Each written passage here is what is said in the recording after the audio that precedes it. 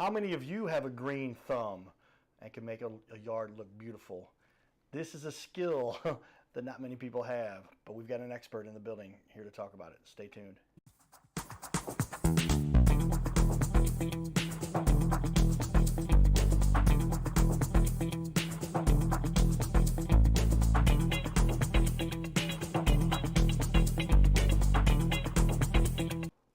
Welcome back, everyone, to Your Little Castle Show, highlighting those leaders in our community. Hey, man, if you're looking to have a beautiful green lawn, it's hard to find somebody that's good at that stuff from my personal experience, but we have somebody that's proven to do that over and over again.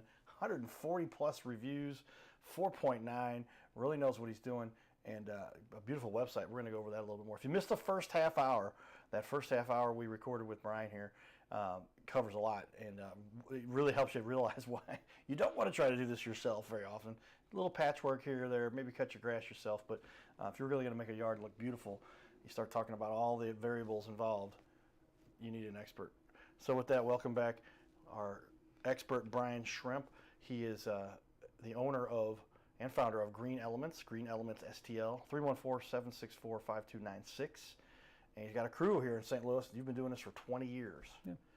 Cool. Well, let's dig in here a little bit and talk a little bit more about some of the important stuff. One of the first questions I always like to ask is, and this is an easy one, I've done this myself, what's the biggest mistake that the average home owner makes when they're trying to manage their yard, whether it's they're doing it themselves, but you tell me some of the mistakes you see people make.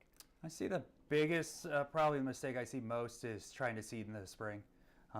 They're just looking for something green that they're mowing. The crabgrass starts dying in the fall, the winter comes, the grass looks really bad in the spring. Okay. So their first thought is they need to put grass seed down. So they try to get the grass down, it starts to grow, now the crabgrass starts to come in early summer, the new grass dies back out, and a good term I always heard from a good friend of mine was just kicking the can down the road. Just stop that process, seed in the fall, start everything in the fall season. Yeah, so why does it fail so badly in the spring? It's just not enough time for it to get squeezed out by the crabgrass and all those? Yeah, it's just not ready for it. I mean, some of these springs we get real cool seasons where the grass just doesn't start growing as quick, and it's not mature. It's not ready. It's just not ready for the hot summer. So it'll die out real easy. That's why we always kind of recommend it in the fall where the temps are normally cooler. We get a little bit more rain, and it's growing throughout that winter season, so it's ready for that summer growth or that summer stress of it. Yeah, so you're putting the stuff in the fall, then it gets a chance to seed. What's it doing over the winter? Is it digging in down there a little bit and fermenting itself, or what's going on? Does it give some time during the winter to develop? Yeah, the root system, it's still growing. I mean, it's dormant. It's not moving as quick, but it's still alive. It's just, it kind of looks dead normally in the winter. Okay. Everything looks dead in the winter, right. But it's still alive, so it's still maturing as it gets older. Yeah, you don't know what's going on underneath the ground there, but obviously those roots are still there, and they can develop, and you're giving them you've got a 5-6 month head start on what you start putting. Yeah, it makes sense. We all see the little bitty green pieces of grass that come up when you seed your own stuff, and they look beautiful. They're real fluffy and soft, but they're so brittle, and they don't make it. They're just too brittle, too tender to make it through a season, especially in St. Louis where you get lots of rain and then lots of heat and then all of everything else you can mix up here in St. Louis that we get.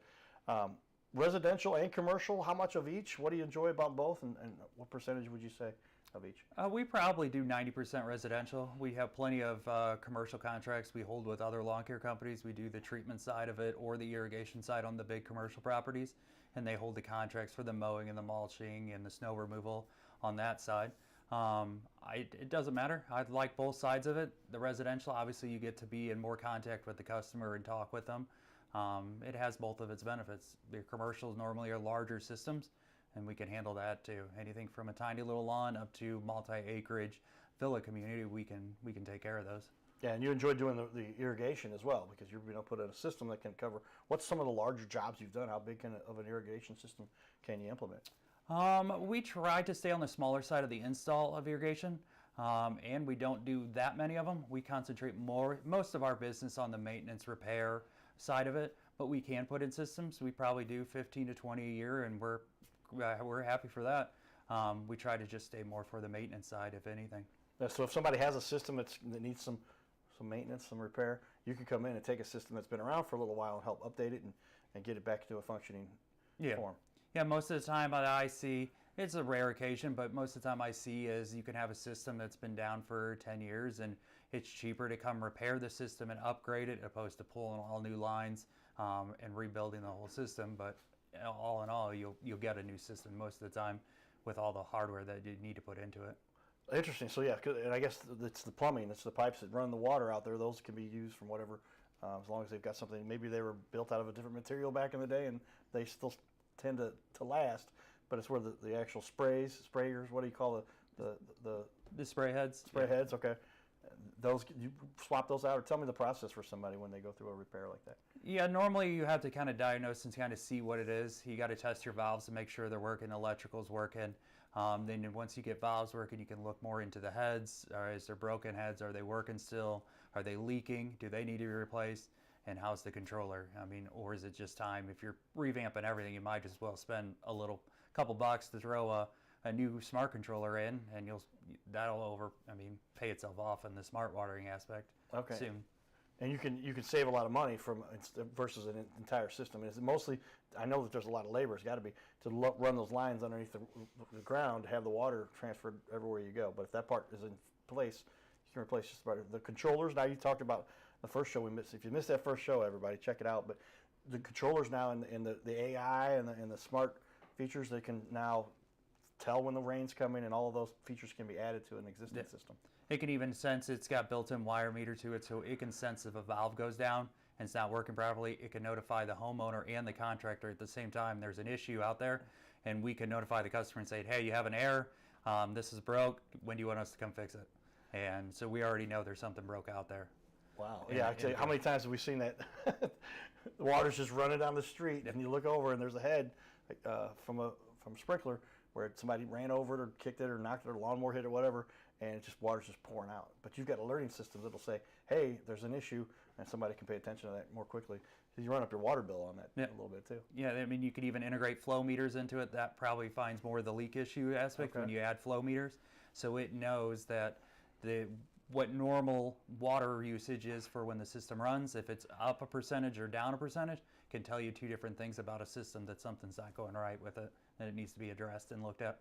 Oh wow! So they know exactly how much. So you can check your water flow versus what the water company's telling you. If it's 600 gallons, okay, well our says but it can determine how much water is actually being put out, and it's got flow sensors, I guess, in a technical term for my hot tub stuff. But got a flow sensor, and it can figure out that the water's going and help manage and maintain it, especially if there's an issue. Yeah, that's important. Okay. Well, tell me a little bit about what do you like about the St. Louis market with regard to a couple things: the type of houses and homes and the people that you like in St. Louis, and also the conditions, the environment, the seasons that we have here, and how that impacts your business. The season definitely impacts it, especially with the hot summers that we get. Humidity, the disease gets pretty bad in the summertime. It's manageable. We try to help customers with some tips to improve that, to kind of minimize a little bit of it. But it's the rebuilding process every year. If you get a little bit of die out, it's no big deal. Seed it in the fall and kind of rebuild it for the next year. Yeah, well, So St. Louis, they talk about if you don't like the weather, wait 15 minutes, it'll change. Yep. But what do you like most about the type of people you get here? You get a lot of Cardinal fans. They appreciate good-looking grass. Is that impact that you see? But is St. Louis a pretty good place to work, and people that understand and appreciate working yards? It doesn't matter if it's St. Charles or Lincoln County or St. Louis County. The customer base that we have is just such great people. They're just friendly. They're happy. They smile. You got customers, you can be in the worst mood in the world, and you got those that answer the door and say hi to you, and they can put you in a good mood. That's what we really enjoy, is just the customer base and deal with them. You got a lot of people that do appreciate a green yard. Oh, yeah.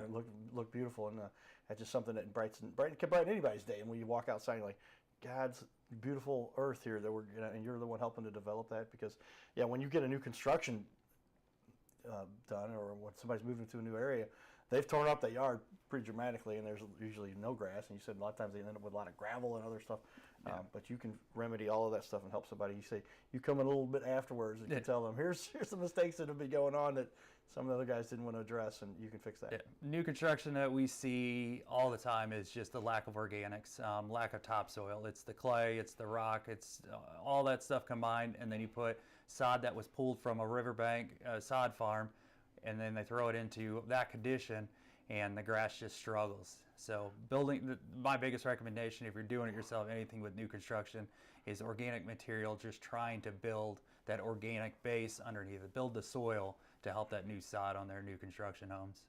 Yeah, we had talked about that. It might have been off camera a little bit, but organic, you've got to have the natural nutrients and materials that, but St. Louis is known for a lot of clay. Yeah. Clay, there's nothing in there organic, I guess, is there really? And so that's tough, and you've got to have the right stuff. It takes time to develop that. Once you've got that system in place, then you can grow things more efficiently. Yeah. In St. Louis.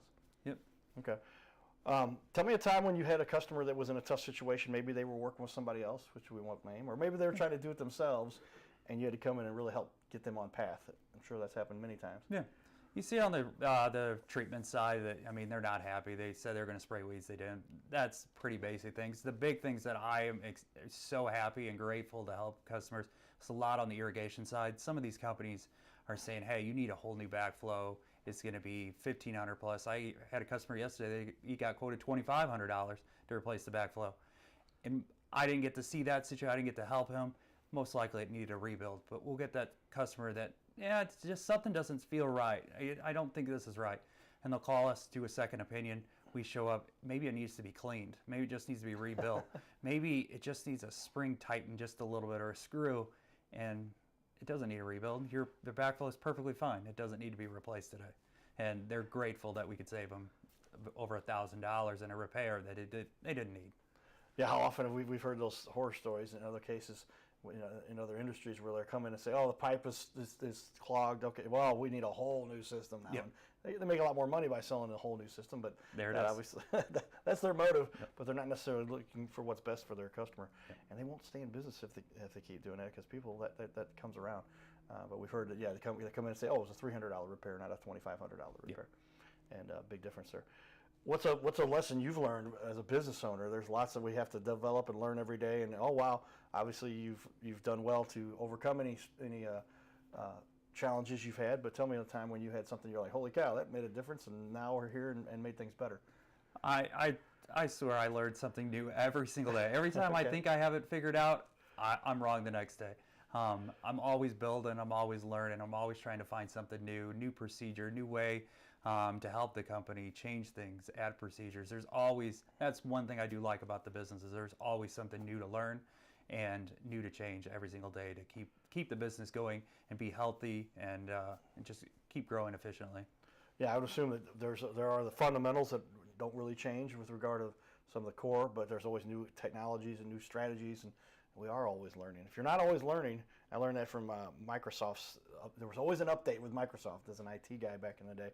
Version 1, version 2, version 1.2, version 2.3, always upgrading and figuring out a way to improve, and that's true in your space as well as any place. Yeah. Well, that's what we talk about, everybody. If you want to improve and if you want to survive on this little planet in America, try to always improve what you're working on, do better, and contribute to our community, help people, and generally things will go your way. We've got an expert here that's been doing it for a long time. Look at those reviews, look at his website. To promise the website, we're going to show a little bit in the second half of the show. We're going to take a little break here, show a little bit about some of the fun we have partaken in our community, and we'll be back here in just a minute. Stay tuned. All right, everybody, I've got Jackson now. I hired as my highly priced videographer. We didn't say highly paid, we said highly priced. Come on up here, Jackson. So, this is your dad, right? Yes, sir. Kevin. A couple things I noticed about Kevin. Awesome jersey he's got on there, right? Another thing really cool. Veteran, everybody. Air Force. And Army. And the Army. Served in both. Served in both. Protecting us, keeping us safe. Absolutely. Help us maintain this little thing we like called freedom, where we can go to Cardinal games whenever we want. Whenever you want, walk downtown and have a good time and be safe. Tell me what you love about when you served in the military, real quick. I'm gonna ask you what you love about the Cardinals. Come on up here a little bit, though. I actually work on military bases pretty much on a weekly basis, and so I love going to the military base and make sure that I do telecommunications. So I want to make sure that we provide the communications that's going to help them perform and do the things they need to do. That's important. That's what I want. That's what I went for grad school thing for. I'm communications.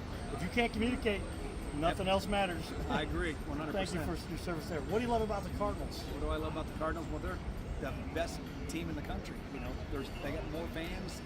It's the greatest thing to come see. I don't care. I've been to New York games. I've been everywhere, and the Cardinals are number one in my opinion. There's people around the country. I just started off on this little Cardinal Cowboy thing. It's gotten crazy. I got people from around the country like, Cowboy, I saw you here. Lots of great fans out there that have a lot of fun. They're everywhere. And the best looking fans in baseball too, right here. Oh, yeah. Father and son, you can see it right there. Absolutely. You never see your son and Brandon Donovan in the same place at the same time. That's funny because we've had a lot of people say that about him. You got to get that bandana hat. All right, everybody. Cardinal Cowboy outside patios. Giddy up. Boom. His name is Carter Rethwich, but in St. Louis, he's known as the Cardinal Cowboy. He's a well-known fixture in the stands at sporting events in the Gateway City. He's one of its greatest cheerleaders, a super fan like no other. When he makes his rounds at almost every home game, he shares his love for sports with the rest of fandom with a smile, a cheer, some positive encouragement, and lots of selfies and pics. But the Cardinal Cowboy was born of a tragic incident. Rethwich was an aspiring athlete in high school and college. He dreamed of playing in the big leagues, but those dreams ended when he and 3 of his college friends were hit with a devastating crash by a 5-time drunk driver. One of his best friends died. Carter suffered a critical head injury. The trauma put him in a coma for 6 days. The doctors said he was never expected to function again. Those expectations never came true. He fought back and finished college. He was determined to prove the doctors wrong. Among other inspirations, it was his love of baseball that kept him going. And from his near-death experience, the Cardinal Cowboy emerged. His goal in life became to inspire others with positivity despite the odds, to help people believe in themselves and achieve their dreams. So after my coma, I realized that it was up to me if I was going to accomplish my goals, if I was going to reach my dreams. Despite what the naysayers would say, the people that were discouraging me, like they do everyone, it's up to me if I'm going to make it. Don't listen to the naysayers. It's up to you. You decide whether you're going to succeed, whether you're going to reach your goals. Dream, and then always, always chase your dreams. Never give up. Giddy up.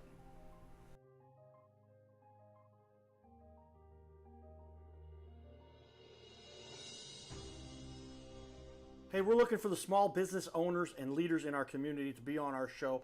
This is the Your Little Castle Show. We air 3 times a week, every week on ABC, and we would like to put somebody you know, or maybe it's you, who's a business owner to be on our show. You'll sit right here in our guest chair, right here, sitting here talking to us.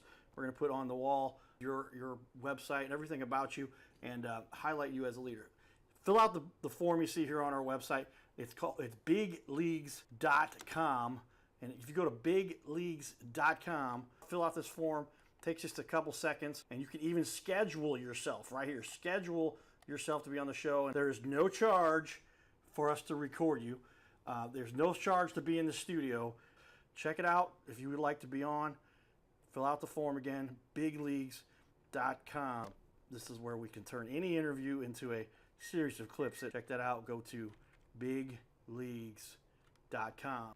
There you have it, everybody. We do talk about how the media has changed the way the world functions, and Brian and I were talking about that a little bit while we were doing our community pieces there. But yours truly wrote the foreword for this book. It's called Magnetize Your Media, #1 seller on Amazon. My buddy Steve Kidd and Willie J wrote this. Willie was just in here recently. We had another up-and-coming musician that joined us for a little chat. But how has technology changed the world, and especially your world? And I'm sure there's all types of different ways to decipher. You talked about a little bit earlier where sensors and different things can alert people, and they can predict, and they can see where the weather that's coming. But you had an interesting answer, and this is one that I was like, yeah, that's another big one. How to manage your clients, your CRM, client relationship management software. that's made a big impact for you and how you help serve your customers. No, yeah, of course. As long the whole road here and growing, we've had to kind of switch between a couple different softwares. One is for communication, sending out emails and notifications about services, reminders, and routing is a big thing. When you're routing 5 different guys, different things, what's the most efficient way for fuel and travel time and mileage? Those CRM software helps us manage all of that work. It's been a big asset for running the company on a day-to-day basis. Yeah, computers have made the lives of most business owners a little more less hectic, a little more simple, because you do want to track what's going on and who answers and how you can send emails. Did you get a text reminder about our meeting today? Yep. So these are all automated processes, and if you're not getting to those, it's hard to run a business. But as somebody who's out on the real world, dealing with real like nature and all that, there's still some ways you can help to facilitate the way you manage your customers and make sure, because how often you have somebody that they needed to be reminded that you were coming in, or you had to do some updates, or make sure and turn on the water and all those things that are necessary to have a beautiful yard. Yeah, I mean, irrigation, they need to be there to turn on water, let us get access inside the house to the controller. The treatment side is more just courtesy. We want to make sure that their gate's unlocked, that they know we're going to be on the property, so they're not wondering, seeing a notification on their camera saying someone's in their backyard. They know we are supposed to be there. Or if they have any questions, that's a big thing. We're only there on a normal 6 to 8 week process to do a treatment. So they might have a question and they don't want to bother us during, but hey, you're coming out tomorrow? Hey, can you take a look at this thing in my backyard or this area in my yard? So it's a great way to remind them and to kind of communicate, see if they have any questions. Yeah, and systematize and automate the way things are done. Well, that leads me to my next question. What's the process? Somebody wants to sign up. They said, I want you to do my yard. I want you to be the guy who can get me a beautiful looking yard. What is the process for somebody to get started with you? Yeah, the best way is to go to our website, and there's the contact us thing. Put in your information, send us a message, let us know what services you're looking for. We can do 2 different ways. Some people are just looking for price. They've already had a company. They're looking for just better service. They kind of know the process of hiring somebody commercially to do the work. So they're just looking for pricing and wanting to know a little bit more about us. Then we have some that want more education. We meet out on the property. We can go through it, talk about their problem spots in their yard, see things that we need to address and fix, and then we can work up a quote for them based on their property size. And it's simple. They accept it online through that CRM, send some notifications, they get into the client portal, they can see their services, pay for their services, all that stuff. And then they can get scheduled within a couple days to get started on services. Yeah, I noticed there's a client portal people can access and see a little bit about what their jobs are and how everything about their business that they're doing with you to maintain everything. Yeah, that's pretty cool too. What's the biggest objection you hear from people? Most people, it's always about price. What's it cost? But then along those lines, I wanted to ask you another question. I thought of. There's no 2 jobs that are the same, right? There's never been 2 yards that were treated exactly the same. So everything's customized, and that ties into what it costs, then I guess too. Yeah. Yeah, I mean, you got 5,000 square foot. Normally, a lot of these new developments, they're a lot about the same lot size there. But yeah, different properties, the different characteristics of the property, slopes and stuff changes a lot of different factors on how you manage that property. Yeah, if you've got hills and places, but that manages the way the water actually runs, I guess, a lot of times too. So then you got to strategically place the sprinklers in the right, and you've got software that helps you determine that, or you've got devices that measure that, or how do you figure that slope stuff out? Most of us, I mean, if we're just so used to different characteristics, what works and what doesn't work, ways to improve things, that we don't need a software to help us kind of determine where to put sprinkler heads or what's going to work best at this spot or this spot. It just comes from experience of being on properties like that all the time. Yeah, it's just by the time you've got 20 years of experience, you can tell, there we go, we know this is, if you put the sprinkler head there versus here, it's going to cause a problem. Water would pool or it won't get enough water. And those are problems that you can address, but you got to know what you're doing, everybody. And that's what Brian brings to the table here. Very important to make sure that those things are handled and tackled properly. What gives you the most satisfaction ultimately when it comes down to this? You've got a business to run here, but you are helping make people happy. What do you love most about what you're bringing to people here? Just building something, taking care of. They're employees, but they mean more than that. I mean, support them, have somewhere safe where they can come into work, and we all work as a team. So be happy to come to work. That's a big thing that I really drive to improve on a daily basis. how often are you really helping people develop? You might start somebody off, they're the newbie, and they don't have any background in this, but within a couple weeks, couple months, couple years, now they've turned into an expert, and now they can really help make this process work for everybody and develop some great work. How long does that take, and is that something that you enjoyed helping people to develop? Yeah, every guy's different. I mean, some have a desire just to stay in one path. Some want to kind of cross-train and work into both sides of categories of the business. There's always something to learn, so you're never going to learn every single thing in the first year. It takes time, but we've had some really good results, and it's exciting to teach guys that have never been in the green industry, and then all of a sudden they change professions and they learn a lot, and they end up really enjoying our line of work. And I mean, they'll never go to anything else now because they enjoy it so much. Yeah, it's got to be very rewarding when you can see just that beautiful green hill or pasture or yard, when you see after they cut it themselves or whoever cuts it, but bottom line, it looks so beautiful because of the work that you've done to outline this and put all the pieces in place to make that possible. There's a lot more work that goes into that than most people realize. And it's how many years did it take before you really got good at this? You felt like before you started your company, or what led you early on? You got good at this, obviously, but it takes a little time to figure that out. You had some people working with you to make sure you did it right. But it takes time, and there's some things that I run into that I'm confused with, or I don't understand what's going on. I have people above me, some good mentors that help me grow the business, some agmologists that I can call in when it gets above my head. So I have different resources to help me out, and when I get stumped, and I do, I don't know everything, so there's people above me. We have an honest man here, everybody. He admits that he doesn't know everything. It's hard for any guy to acknowledge, but that's important because there's so much you have to learn. And you've got some guys who've mentored you. That's pretty cool to talk about, too. Put up on the wall here. Here is the Green Elements Facebook page, and lots of great information here. I'm going to scroll down here. You can see some of the work, lots of images, community stuff, a lot of the work, lots of green there we see.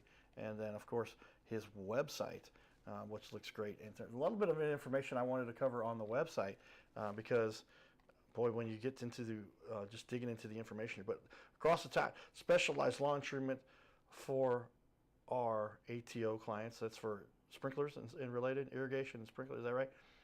Commercial sprinklers, tree shrub, lawn seeding and fertilization, weed control, service areas in St. Louis, verified customer reviews, and then some more information about the areas that you help with, and lots of great information here on the website. But ultimately, it boils down to you got to really love what you do, and obviously this is something you've spent quite a bit of time developing and making it work for you. But tell me then, with that, how do you feel that you best contribute to the community? You got your kids are involved with some sports stuff. Yep. What do you enjoy most about, and obviously creating some work for your crew? This is all things you get to do to help contribute to our little planet. Yeah, just building a team, giving some opportunity for employment in the St. Louis area, helping out customers from struggling with other contractors, or I mean, just as a whole, just creating an opportunity in St. Louis.